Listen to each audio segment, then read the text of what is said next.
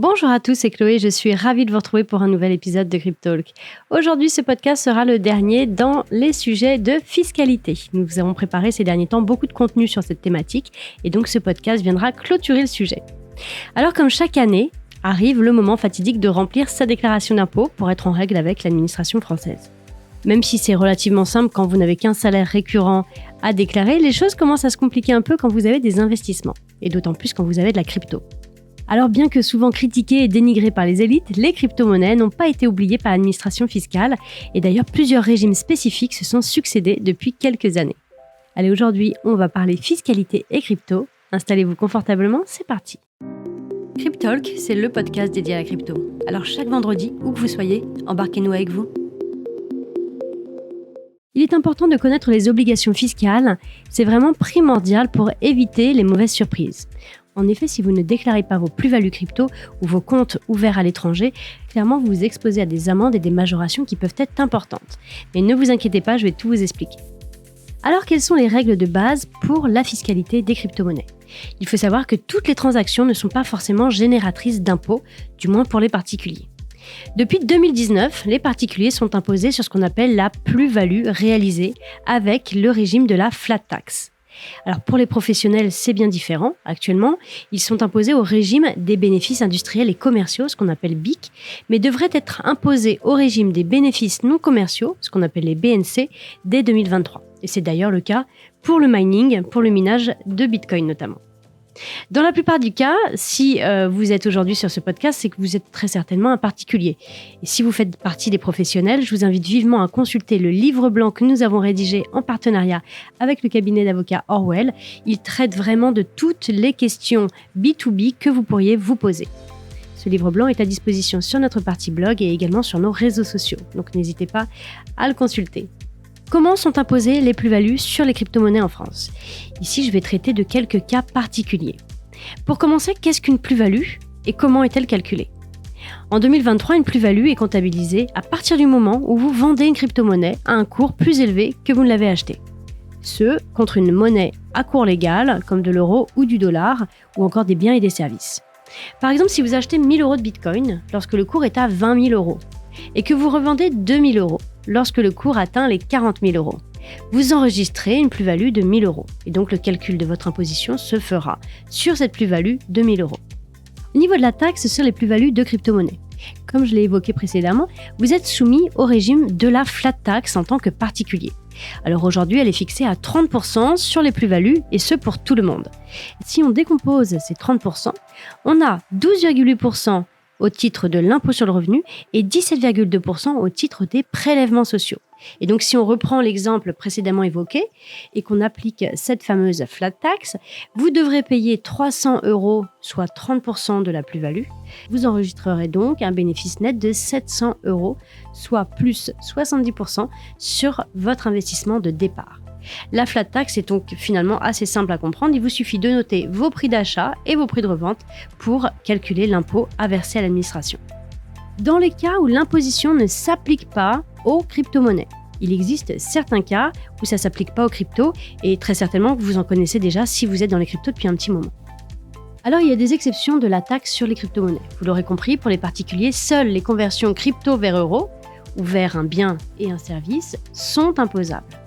Ça veut dire que toutes les transactions au sein de l'écosystème crypto sont exonérées.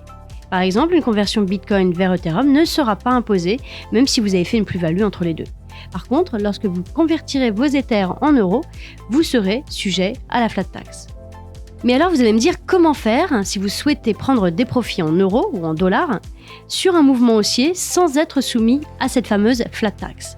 Eh bien, c'est à ce moment-là qu'entrent en jeu les stablecoins, ce qu'on appelle des jetons stables, comme son nom l'indique. Et pour l'instant, les stablecoins sont considérés encore comme les autres crypto-monnaies aux yeux de l'administration fiscale. Vous pouvez donc échanger librement vos crypto-monnaies volatiles contre des stablecoins et du coup, ça va vous permettre de les réinvestir sur d'autres cryptos plus tard sans avoir à passer par la case impôt. Et c'est aujourd'hui un des gros avantages des stablecoins. Alors bien qu'imparfaits, ils permettent quand même aujourd'hui de composer ces intérêts avec une rentabilité maximum. Et malgré tout, les stablecoins pourraient entrer en compte dans le calcul de l'imposition avec l'arrivée notamment de la réglementation MiCA ou avec de nouvelles lois françaises dans les prochains mois, donc vraiment à garder un œil dessus. mais pour le moment, c'est comme ça que ça se passe. Pour rappel, MiCA, c'est le fait d'uniformiser le PSAN à échelle européenne. Alors, il est aujourd'hui relativement facile de déclarer ses plus-values crypto lorsque vous réalisez simplement de l'achat et de la revente lorsque les cours ont augmenté. Cependant, pour tout ce qui est du minage, du stacking, de la DeFi ou encore des NFT, c'est un peu différent. Pour le moment, ces activités sont très peu encadrées et les obligations envers l'administration fiscale évoluent régulièrement. Mais dans la majorité des cas, pour les particuliers, c'est la flat tax qui s'applique au moment de la conversion crypto-euro. Au niveau de la fiscalité du minage de crypto-monnaies, du mining, vous pouvez totalement oublier la flat tax si vous minez de la crypto. Le minage de crypto-monnaies relève du régime des bénéfices non commerciaux, ce qu'on appelle les BNC. Autrement dit, le minage est considéré comme une activité professionnelle. Il faut donc avoir une entreprise pour pouvoir déclarer correctement ses bénéfices. Et si vos revenus de minage ne dépassent pas le seuil des 77 700 € sur une année, vous pouvez opter pour la création d'une micro-entreprise et là, vous bénéficierez d'un régime fiscal qui sera adapté. Alors, pour déclarer vos revenus liés aux crypto-monnaies, toutes les démarches sont à faire lors de votre déclaration fiscale. Pour rappel, vous pouvez la réaliser en ligne à partir du 13 avril 2023 en fonction de votre département, la date limite de déclaration n'étant pas la même pour tous les départements. Pour les départements du 01 au 19, la date limite est le 25 mai 2023. Pour les départements 20 au 54, la date limite est le 1er juin 2023. Pour les départements du 55 au 976, la date limite est le 8 juin 2023. Et vous pouvez retrouver bien entendu toutes ces informations directement sur le site officiel de l'administration. Pour déclarer les transactions imposables, il faut impérativement remplir le formulaire annexe numéro 2086. Cet annexe vous permet de déclarer les plus ou les moins-values suite à des cessions d'actifs numériques et droits assimilés. Ça fait référence à l'article 150 VH bis du CGI. Pour tous les comptes bancaires ou comptes crypto ouverts à l'étranger, ça doit être impérativement déclaré même si vous ne possédez rien dessus. La majorité des entreprises crypto les plus populaires ne sont pas régulées en France.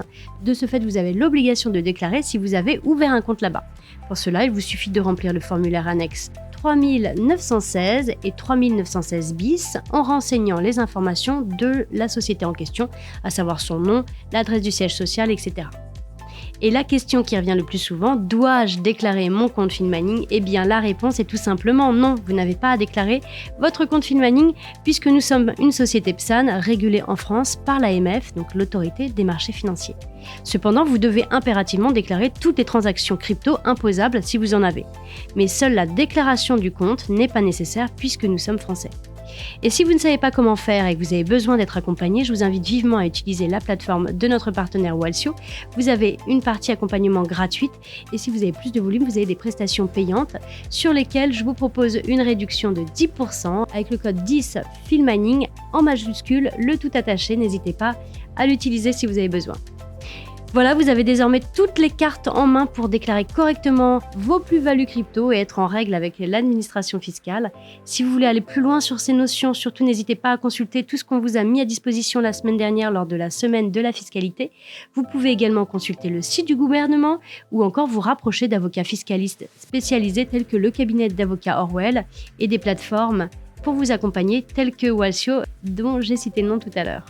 Pour rappel, vous avez à disposition un webinaire sur notre page LinkedIn en replay, un livre blanc pour les entreprises rédigé en collaboration avec Alexandre Lorimi, fiscaliste au sein du cabinet Orwell, à disposition sur notre partie blog et sur nos réseaux sociaux.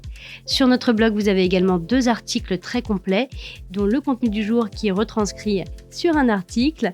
Et nous restons bien évidemment, comme d'habitude, à votre disposition sur le support client de 9h à 17h du lundi au vendredi. Et sur nos horaires de fermeture, un service de tickets prend le relais. Voilà, je vous souhaite de bonnes déclarations fiscales à tous. Je vous dis à la semaine prochaine pour un nouvel épisode. N'hésitez pas à liker, partager et mettre en favori si vous êtes sur une plateforme de streaming. Moi, je vous dis à la semaine prochaine pour un nouvel épisode. Ciao, ciao.